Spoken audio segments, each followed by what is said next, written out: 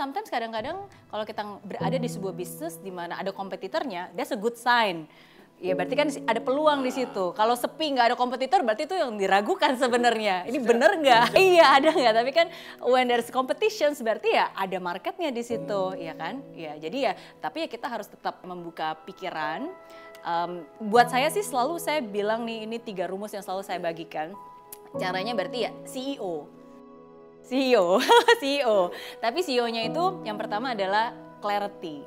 Jadi harus tahu dengan jelas gitu, kenapa kamu memulai bisnis ini, kenapa saya memulai bisnis ini, dan mau melakukannya apa aja. Karena kalau kita nggak punya kejelasan dan nggak punya clarity, akan sangat mudah untuk bisa terdistract dengan hal-hal yang lain yang kelihatannya lebih gampang cuannya, ini lebih cepat dapat duitnya dan seterusnya gitu. Dan itu jadi distraction kan.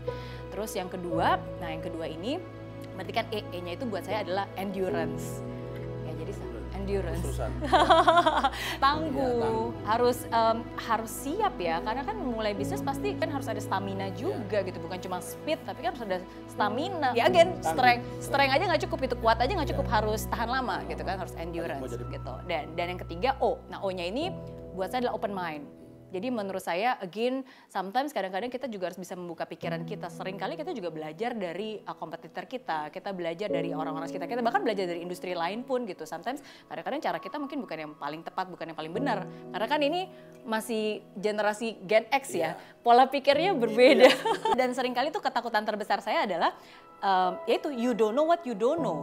Kita nggak tahu apa yang kita nggak tahu, dan itu kan lebih parah. Kalau kita tahu apa yang kita nggak tahu, ya kita kan bisa belajar, cari tahu. Tapi seringkali kita aja nggak tahu gitu apa yang kita nggak tahu. Makanya harus tetap membuka pikiran, melihat, dan mau berubah kalau memang harus berubah.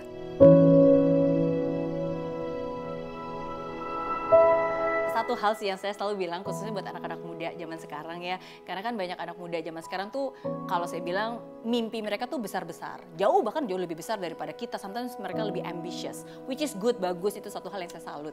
Tapi saya selalu bilang jangan hanya punya mimpi yang besar, tapi milikilah juga komitmen yang besar gitu untuk bisa menghargai prosesnya. Karena seringkali mereka punya mimpi besar, habis itu mereka juga punya ego yang besar, artinya hanya mau melakukan hal-hal yang keren, hal-hal yang kayaknya wah ini seru nih, kekinian nih, wah ini kayaknya bakalan gengsi nih dan seterusnya. Sedangkan dalam hidup ini saya buktikan berkali-kali untuk mendapatkan sesuatu yang besar tuh nggak selamanya kita harus melakukan hal-hal yang besar gitu. Sekecil apapun pekerjaan kita, sekecil apapun tanggung jawab kita gitu, mulai dari hal yang sederhana itu aja sudah menjadi satu langkah yang besar gitu. Jadi jangan pernah mengecilkan apapun juga yang kamu lakukan dalam hidup ini. Karena hal yang kecil itu kalau kita lakukan dengan kesungguhan, ya hal itu akan ditambahkan dan akhirnya bisa jadi berkat.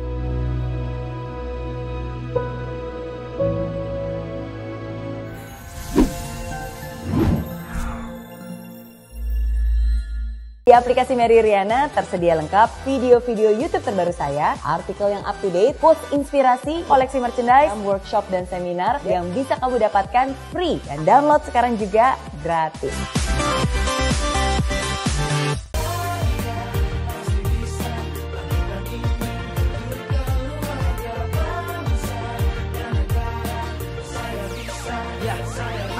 Laksana bumi tanpa hujan, hidup tanpa tujuan, kering dan mati tanpa hijaunya tumbuhan.